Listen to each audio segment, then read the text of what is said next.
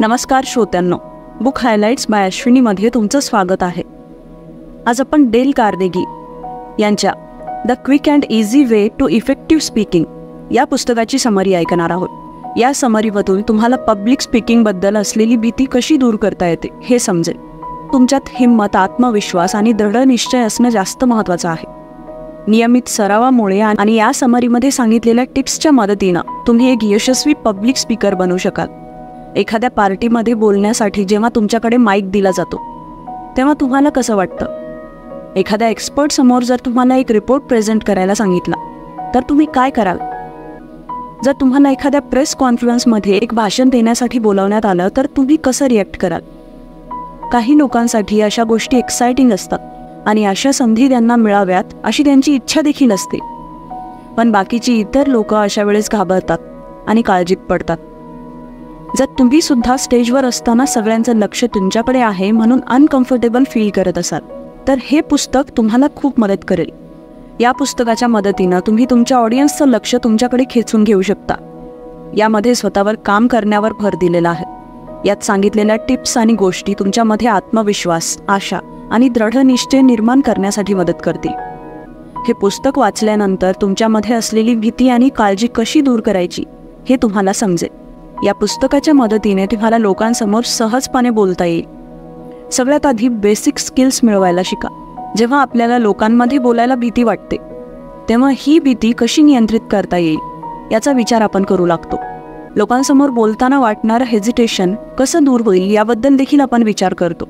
जर तुमच्या मनात सुद्धा असे विचार येत असतील आणि शांतपणे आपले विचार दुसऱ्यांना सहजपणे कसे समजावून सांगता येतील, तुमचा पॉईंट समोरच्याला स्पष्टपणे कसा समजावून सांगता येईल असे प्रश्न तुम्हाला त्रास देत असतील तर यासाठी तुम्ही काही गोष्टी लक्षात ठेवायला हव्या. सगळ्यात आधी तुम्हाला दुसऱ्यांच्या अनुभवातून शिकावं लागेल.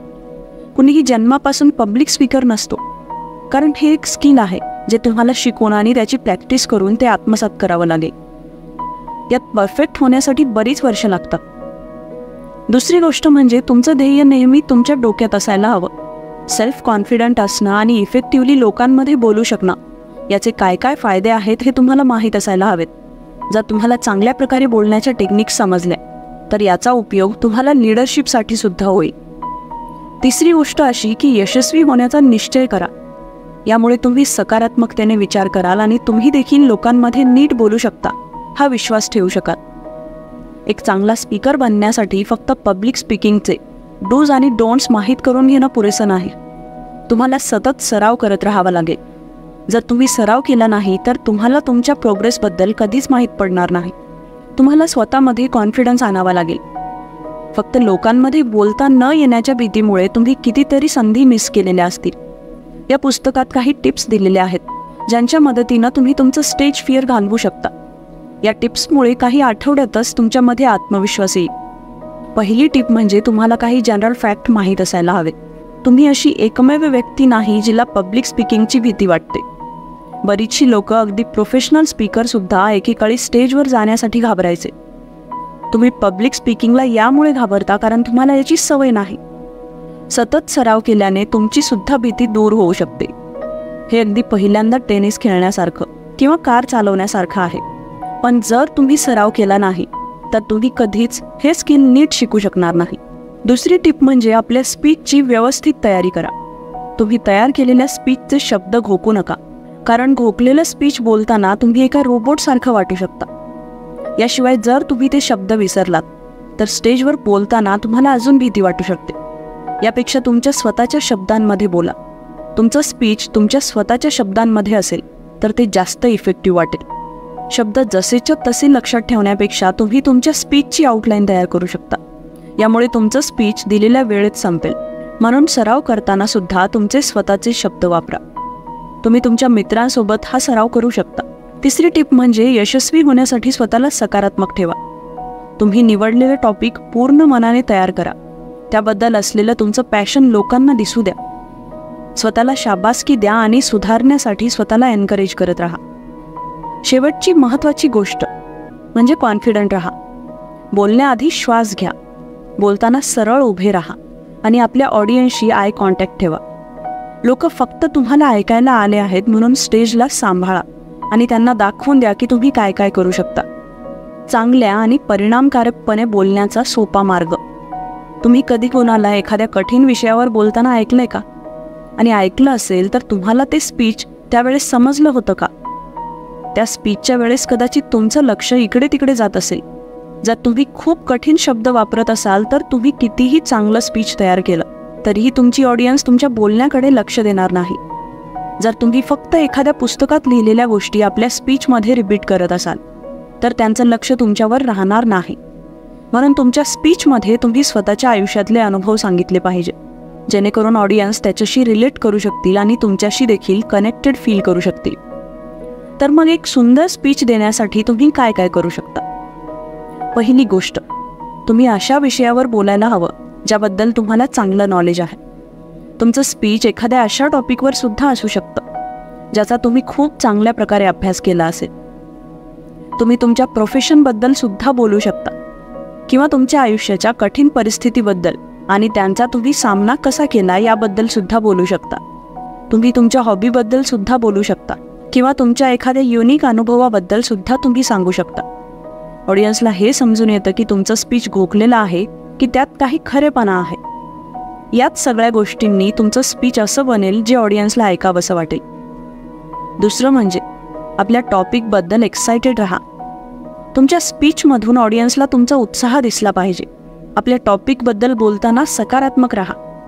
यामुळे तुमची ऑडियन्स तुमच्याकडे लक्ष देईल आणि तुमचं स्पीच अजून काळजीपूर्वक ऐकतील. तिसरी गोष्ट म्हणजे आपलं म्हणणं ऑडियन्स समोर मांडण्यासाठी उत्सुक राहा. तुमची एक्साइटमेंट तुमच्या ऑडियन्सपर्यंत पोहोचली पाहिजे.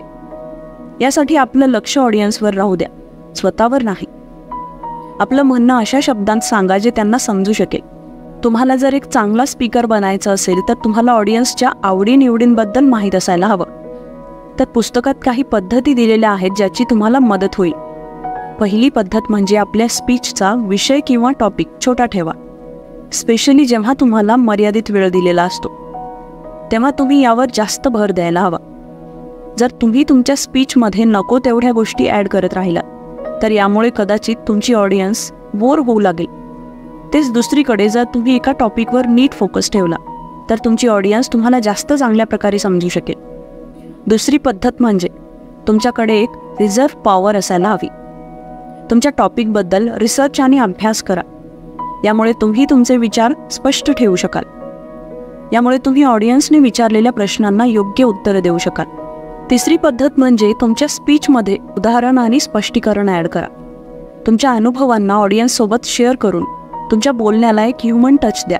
लोकांना तुमच्याबद्दल ऐकायला आवडेल, पण अर्थातच असं करताना तुम्ही कोणत्याही अनावश्यक गोष्टी सांगायला नको. बोलताना तुम्ही नावं वापरून तुमच्या बोलण्याला पर्सनलाइज करू शकता. तुम्ही तुमच्या उदाहरणांमध्ये तुमच्या मनाची नावंसुद्धा वापरू शकता. यामुळे तुमच्या ऑडियन्सला हे समजायला मदत होईल की कोण काय बोललं आहे आणि कोणी कोणी काय काय केलं आहे. जर तुम्हाला अजून काही वेगळं करायची इच्छा असेल तर तुम्ही तुमच्या उदाहरणामध्ये डायलॉग वापरू शकता. चौथी पद्धत म्हणजे असे शब्द वापरा जे मनामध्ये इमेज तयार करू शकतात. म्हणजेच आपल्या ऑडियन्ससाठी एक रिअलिस्टिक पिक्चर तयार करा. तुम्ही तुमच्या ऑडियन्सशी कनेक्ट करता करता तुमचं म्हणणं कसं मांडू शकता. तुम्हाला कसं माहीत पडेल की तुम्ही जे बोलत आहात ते त्यांना त्याच प्रकारे समजत आहे. सगळ्यात आधी तुम्हाला संकोचमुक्त व्हावं लागेल. तुम्हाला त्या प्रत्येक गोष्टीला काढून टाकावं लागेल जी तुम्हाला खरं बोलण्यापासून आणि तुमची खरी बाजू लोकांसमोर आणण्यापासून थांबवते. जेव्हा तुम्ही स्वतःला स्टेजवर फ्री करता तेव्हा तुम्ही त्या पक्षाप्रमाणे फील करता जो त्याच्या पिंजऱ्यामधून बाहेर उडालाय. दुसरी गोष्ट म्हणजे दुसऱ्यांना कॉपी करण्याचा प्रयत्न करू नका. स्वतःचा खरेपणा ओळखून तो टिकवून ठेवा. प्रत्येकामध्ये काहीतरी वेगळेपणा असतो, म्हणून हे नेहमी लक्षात असू द्या की तुमच्यासारखा अजून दुसरं कुणीही असू शकत नाही. म्हणून स्वतःची किंमत करा आणि तुमच्या ऑडियन्सला सुद्धा तुमच्यातला युनिकनेस दाखवून द्या. तिसरी गोष्ट म्हणजे आपल्या ऑडियन्सशी बोला. आपल्या मेसेजला आपल्या मनातून ऑडियन्सच्या मनापर्यंत पोहोचवा. असं समजा जणू काही तुम्ही प्रत्येकाशी बोलत आहात, म्हणून त्यांच्याशी सरळ आणि नॅचरली बोला. चौथी गोष्ट म्हणजे आपली प्रत्येक गोष्ट आपण मनापासून सांगितली पाहिजे. जर तुम्ही तुमच्या टॉपिकबद्दल पॅशनेट असाल तर तुम्हाला याबद्दल लोकांसमोर बोलायला त्रास वाटणार नाही. हे लक्षात ठेवा की तुमची एनर्जी आणि उत्साह तुम्ही ऑडियन्सपर्यंत पोहोचवायला हवा. शेवटची गोष्ट, आपल्या आवाजाला स्ट्रॉंग आणि फ्लेक्झिबल बनवा. तुम्ही जेवढा नियमित सराव कराल तुमचा परफॉर्मन्स तेवढाच अजून चांगला होत जाईल.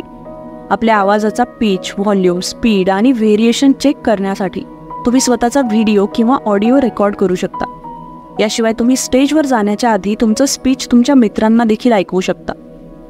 जर तुम्हाला एक चांगला आणि इफेक्टिव्ह स्पीकर बनायचं असेल तर आपलं म्हणणं नेहमीच पूर्ण उत्साहाने आणि पॅशनेटली सांगितलं पाहिजे.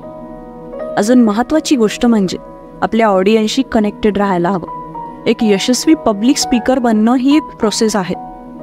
कुणी एकाच दिवसात एक इफेक्टिव्ह स्पीकर बनू शकत नाही. म्हणून तुम्ही सुद्धा या पुस्तकात सांगितलेले टिप्स फॉलो करा. यामुळे एक दिवस तुम्ही सुद्धा तुमच्यासाठी वाजणाऱ्या टाळ्या आणि तुमच्यासाठी उभी राहिलेली ऑडियन्स बघू शकाल. म्हणून पेशन्स ठेवा आणि प्रॅक्टिस करत राहा. ही समरी कशी वाटली ते आम्हाला कमेंट करून नक्की कळवा. आणि जर समरी आवडली असेल तर लाईक करा आणि इतरांनाही याचा फायदा व्हावा म्हणून शेअर करा. आणि शेवटी चॅनलवर नवीन असाल तर सबस्क्राईब करायला विसरू नका.